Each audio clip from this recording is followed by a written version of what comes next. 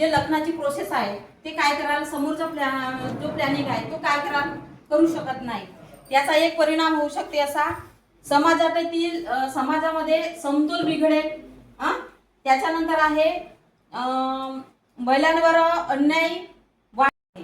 त्याच्यामुळे आम्हाला इकडे ते फॉलो करावं लागते. त्याच्यानंतर आहे हुंडाबळी.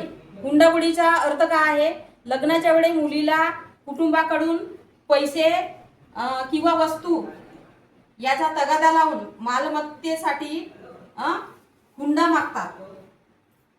आणि